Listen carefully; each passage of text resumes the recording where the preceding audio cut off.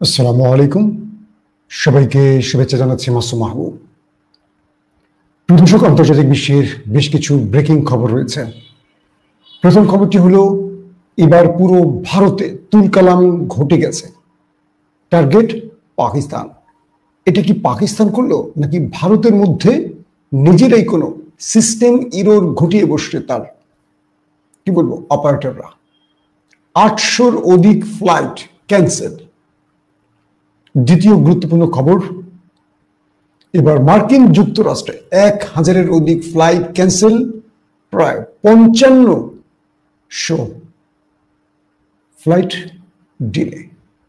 পুরো মার্কিন সিস্টেম হেলে পড়ছে। কারণ কি? 3 নম্বর গুরুত্বপূর্ণ খবর, সুদান এবার আরব আমিরাতকে দুর্দান্ত একটি খেলা দেখালো। যে সুদান দখলে এসছে, স্বর্ণ চুরি করতে এসেছিল আমিরাতিরা, তারা এবার বড় রকম ধাক্কা খেল তুর্কি ড্রোনে। পাশাপাশি আবারও তুরস্কে ব্যর্থ হলো পাক আফগান সমঝোতা বৈঠক। কি ঘটতে পারে দুই দেশের মধ্যে আবারও? দর্শক, এই খবরগুলো আমি সংক্ষিপ্ত সময় একটা একটা করে আপনাদের দেবার চেষ্টা করছি। আপনারা দেখতে এবং শুনতে পেলে একটু কমেন্ট করবেন।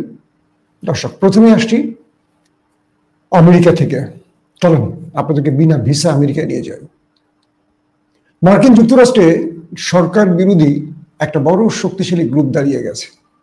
ডোনাল্ড ট্রাম্পের সাম্প্রতিক অনেক নীতি বিরোধী কর্মকাণ্ড শুরু হয়ে গেছে দেশটির মধ্যে।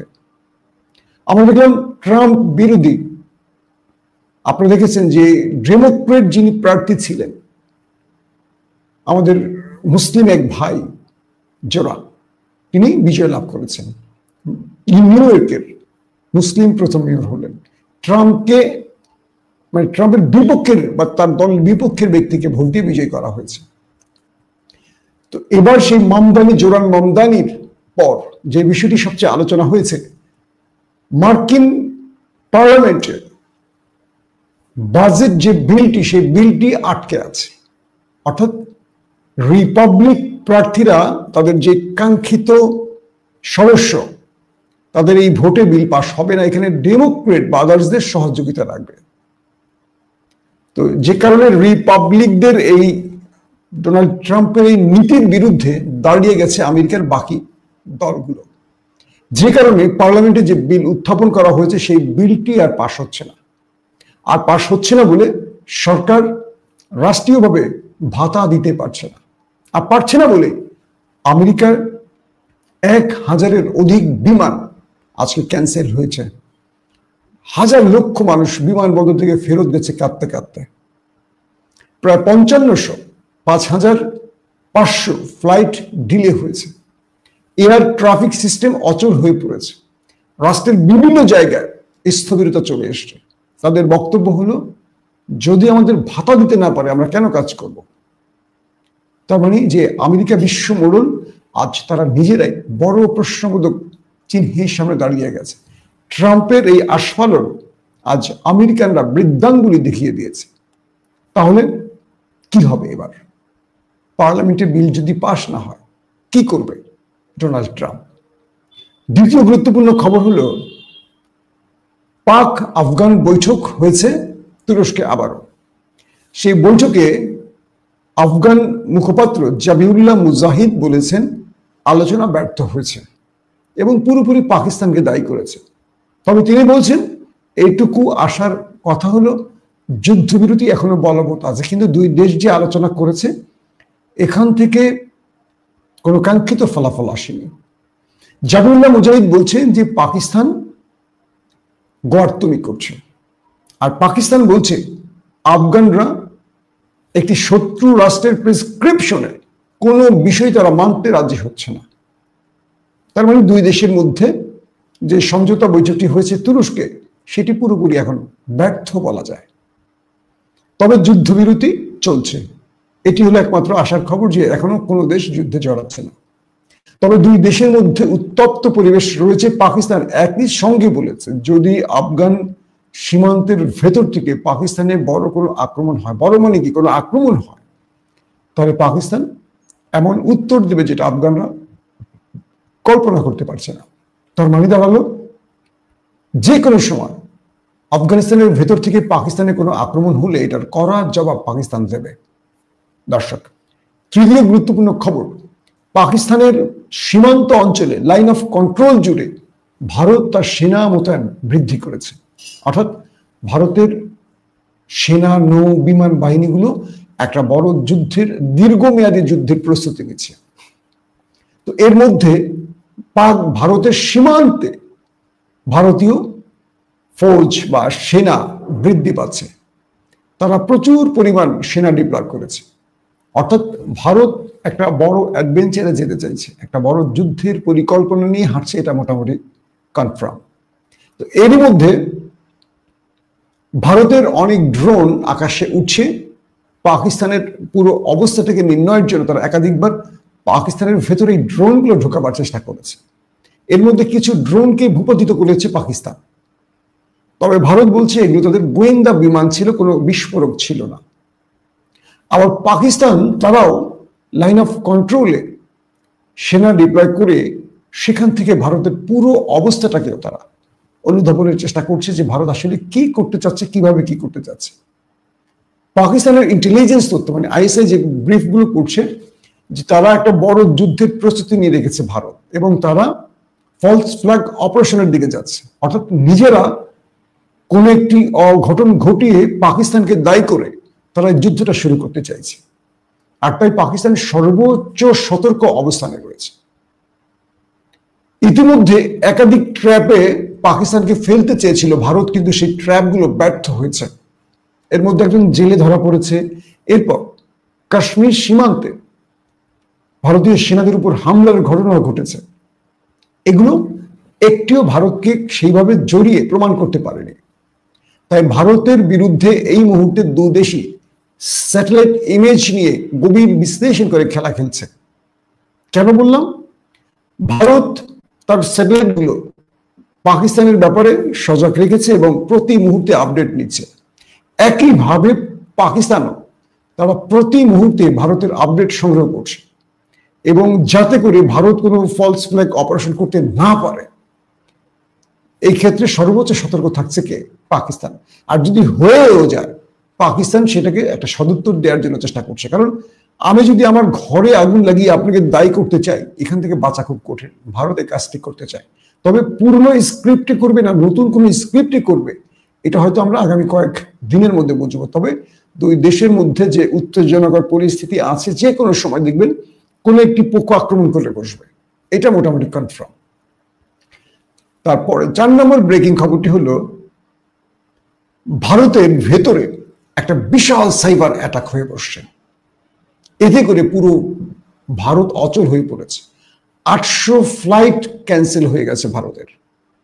দিল্লি, মুম্বাই, গুজরাট যত এয়ারপোর্ট আছে সকল এয়ারপোর্ট অচল হয়ে পড়েছে।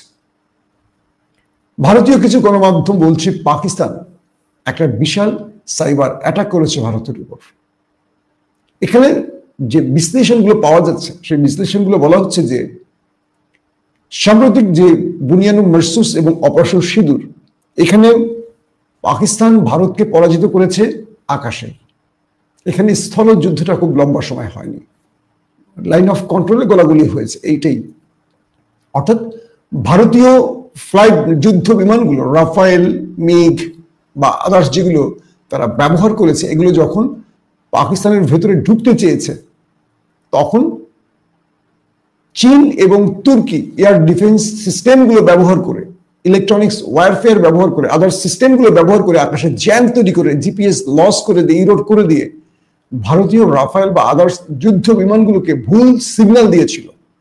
একটা বিমান চলে সিগন্যালের উপর, পুরো ডাটার উপরে চলে। তো সেই বিমানগুলোকে ফেক ডাটা দেওয়া হচ্ছিল, তার সিস্টেমকে ইরোড করে দিয়েছিল পাকিস্তান। এরপর এগুলোকে ভূপাতিত করেছে, মানে অর্থাৎ নিচ থেকে মিসাইল দিয়ে উড়িয়ে দিয়েছে পাকিস্তান। তো এবার দুটো জিনিস আলোচনা এসছে। একটি হলো পুরো ভারতে পাকিস্তান সাইবার অ্যাটাক করে পুরো ভারতের বিমান ওঠানামা বন্ধ করে দিয়েছে। 800 বিমান, ক্যান ইউ ইমাজিন? চিন্তা করেন, পাকিস্তান কি আমেরিকা হয়েছে 1000 আর ভারতে হয়েছে 800। ফ্যাক্ট দুটো ভিন্ন। কিছু গণমাধ্যম বলছে এটা পাকিস্তান করেছে, কিছু গণমাধ্যম বলছে না, এটা পাকিস্তান করেনি, ভারত নিজেরা করেছে। কারণ মূলত তারা এই সিস্টেমটাকে ব্যবহার করে দেখার চেষ্টা করলো, ধরেন তাদের কাছে এটা কিন্তু সব অ্যাজাম্পশন, কনক্রিট কোনো তথ্য না, ঘটনা সত্য, কিন্তু কে ঘটিয়েছে এটা এখনো স্বীকারও নেই, কেউ কাউকে দায়ী করছেও না। বাট রাজনৈতিক সামরিক বিশ্লেষকদের অভিমতগুলো আমি তুলে ধরছি আপনাদের কাছে। বলা হচ্ছে যে হয়তোবা ভারত এই সিস্টেমটা দিয়ে দেখলো যদি পাকিস্তান তার এয়ার ট্রাফিক বন্ধ করে দেয়, তার আকাশকে এইভাবে সাইবার অ্যাটাকের মাধ্যমে ক্লোজ করে দেয়, ইরোর করে দেয় সকল সিস্টেমগুলোকে, সেই ক্ষেত্রে ভারত এটা মোকাবেলা করতে পারবে কিনা, কত সময় লাগবে এটা মোকাবেলা করতে। জাস্ট এটি ভারত ট্রাই চালালো, ইসরায়েলি কোন সিস্টেম দিয়ে এটি ভারত করে নিজেরাই করলো, একটি পক্ষ তাই বলছে। আরেকটি পক্ষ বলছে যে না, এটা পাকিস্তান করেছে, ভারতের এই সিস্টেমকে লস করে দিয়ে তারা বোঝবার চেষ্টা করলো যে ভারতকে এভাবে কয়দিনের জন্য অবরুদ্ধ করে রাখা যায় পৃথিবীর নেটওয়ার্ক থেকে। তো এই 800 বিমান ক্যান্সেল হওয়ার জন্য পুরো ভারত হেলে পড়েছে, অচল হয়ে পড়েছে। বুঝতে পারছেন কত হাজার লক্ষ মানুষ প্রতিদিন এখান থেকে যায়, কত মানুষের লাইফে বিশাল একটা বিভ্রান্তি, একটা বড় দুর্ভোগ তৈরি, কত মানুষের জব চলে যাবে, মানে বিশাল একটা ব্যাপার। 800 ফ্লাইট ক্যান্সেল এবং আরো অনেক ফ্লাইট ডিলেও হয়েছে। তো এই অবস্থায় ভারত এবং পাকিস্তান তার সাইবার অ্যাটাক, ইলেকট্রনিক্স ওয়ারফেয়ার, সামরিক মহড়া, যুদ্ধ প্রস্তুতি, এগুলো নিয়ে প্রতিদিন লড়াই চলছে। ভারত যখন সাগরে কোনো একটি টেস্ট করে, মিসাইল, ব্রাহ্মস বলি বা যেটাই, সঙ্গে সঙ্গে আধা ঘন্টার মধ্যে পাকিস্তান একটা করে বসে। কেন জানো? মানে একে অপর প্রতি মুহূর্তে তাদের আপডেট আছে। ইতিমধ্যে ভারত পাকিস্তানের বিরুদ্ধে অভিযোগ করেছে যে পাকিস্তান অবৈধভাবে পারমাণবিক টেস্ট চালিয়ে যাচ্ছে। তারা জাতিসংঘের কাছে পাকিস্তানের বিরুদ্ধে বিচার দিয়েছে। আমি গত দুদিন আগে লাইভে বলেছি যে ডোনাল্ড ট্রাম্প বলেছেন পাকিস্তান নিউক্লিয়ার টেস্ট করেছে আন্ডারগ্রাউন্ডে, ভূগর্ভস্থ, এবং রাশিয়াও একই কাজ করেছে, চীন একই কাজ করেছে। এই তিনটি দেশই নাকি পারমাণবিক টেস্ট করেছে। এবার আমেরিকা করবে, অর্থাৎ আমেরিকা পৃথিবীকে দেখিয়ে নিউক্লিয়ার টেস্ট করবে। কারণ জাতিসংঘের নিয়ম অনুসারে নিউক্লিয়ার টেস্ট বা অ্যাটাক নিষিদ্ধ হয়ে গেছে পুরো পৃথিবী জুড়ে।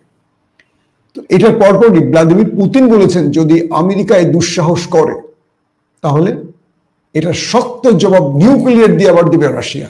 বুঝতে পারছেন, এখন নিউক্লিয়ার যুদ্ধের দিকে পৃথিবী এগিয়ে চলছে। তো ডোনাল্ড ট্রাম্পের এই বক্তব্যের পর যে পাকিস্তান নিউক্লিয়ার টেস্ট করেছে, এরপর আজ পাকিস্তান বলছে যে 1998 পর তারা আর কোনো নিউক্লিয়ার টেস্ট করেনি। কিন্তু ট্রাম্পের এই বক্তব্য ধরে ভারত বলছে যে পাকিস্তান অবৈধভাবে আবার নিউক্লিয়ার টেস্ট করেছে এবং নিউক্লিয়ারকে তারা চোরাই পথে এটা ব্যবহারের চেষ্টা করছে। তাই তাহলে জাতিসংঘের কাছে বিচার দিয়েছে ভারত পাকিস্তানের বিরুদ্ধে। আর পাকিস্তান বলছে যে না, তারা কোনো নিউক্লিয়ার টেস্ট করেনি, 1998 তারা নিউক্লিয়ার টেস্ট করছে, এরপরে আর টেস্ট করেনি। তাহলে ডোনাল্ড ট্রাম্প কিসের ভিত্তিতে বলেছেন? কেউ টেস্ট করলে বলে করেছেন ভারত পাকিস্তান, কিন্তু পাকিস্তান 2 দিন আগে বলেছে একটি স্বাধীন সার্বভৌম রাষ্ট্র তার রাষ্ট্রের নিরাপত্তা যে কোনো কাজ সিদ্ধান্ত নিতে পারে, এটা কারোর দ্বারা বন্ধ হবে না। তার মানে পাকিস্তান আজকে উল্টো উত্তর দিল, 2 দিন আগে খুব মাঝামাঝি উত্তর দিয়েছে। আসেন সুদানের খবরে চলে যায়। সুদানে আমিরাত, অর্থাৎ আরব আমিরাত, তারা তো চীন বা দখলদার শক্তিকে নিয়ে সুদানের স্বর্ণ লুটতে মাঠে নেমেছে। তো সুদানিদেরকে ব্যাপক কচুকাটা করলো তারা। এরপর চলে এলো মাঠে তুরস্ক। 4টি কার্গো ভরে তুরস্ক পাঠালো সামরিক অস্ত্র।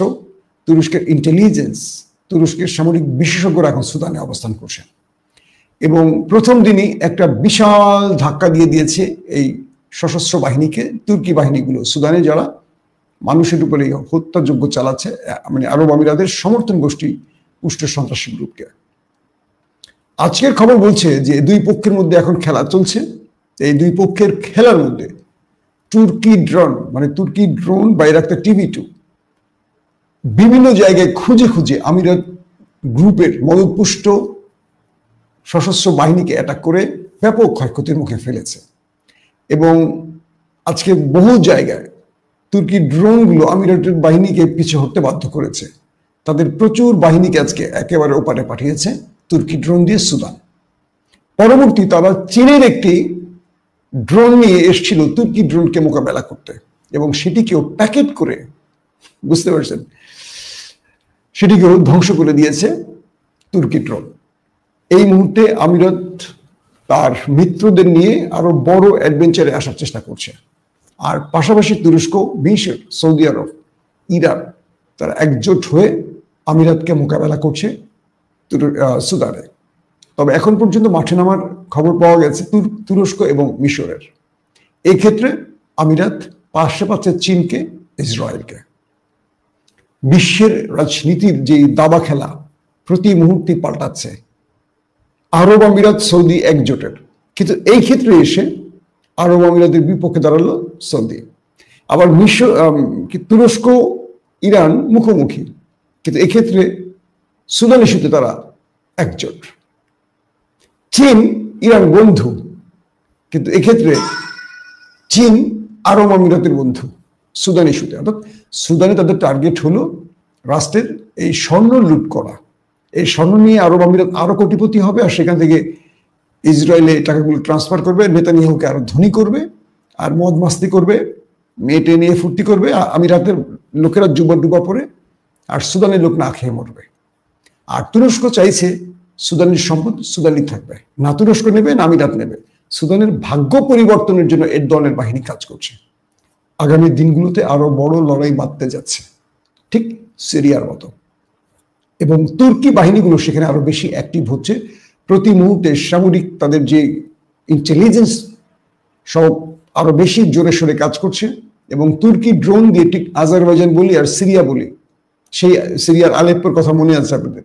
এবার তুরস্কের ড্রোন আমিরাতকে বড় রকম জবাব দেওয়ার জন্য খেলছে, কিন্তু চীন মাঝখানে এসে বাগড়া দিচ্ছে। তবে ড্রোনের খেলায় চীনের চেয়ে কয়েক ধাপ এগিয়ে আছে তুরস্ক, সেটার প্রমাণ পাওয়া গেছে আজকে। কারণ চীনের ড্রোনকে ভূপাতিত করে দিয়েছে তুর্কি ড্রোন। এই হলো আজকের রাষ্ট্রীয়ভাবে, আন্তর্জাতিকভাবে এই খবরগুলোর অবস্থা দেখে আপনারা বুঝতে পেরেছেন যে পুরো পৃথিবী এক টালমাটাল অবস্থায় প্রবেশ করেছে। শেষ পর্যন্ত কি হয়, সুদানে কাদের বিজয় হবে, হয়তো আমরা একদিন দুদিনে বলতে পারবো না। এখানে আরো আন্তর্জাতিক রাষ্ট্র, আরো মাফিয়ারা যোগ হবে। এটা শেষ পর্যন্ত সিরিয়ার মতো একটা দীর্ঘ যুদ্ধের রূপ নিতে পারে। আমরা দেখি শেষ পর্যন্ত কি হয়। তবে আবারও বলছি, আমরা যুদ্ধ চাই না, আমরা শান্তির পক্ষে। আমরা চাই এই হানাহানি বন্ধ হোক, আমরা সবাই শান্তির পক্ষে দাঁড়াতে পারি।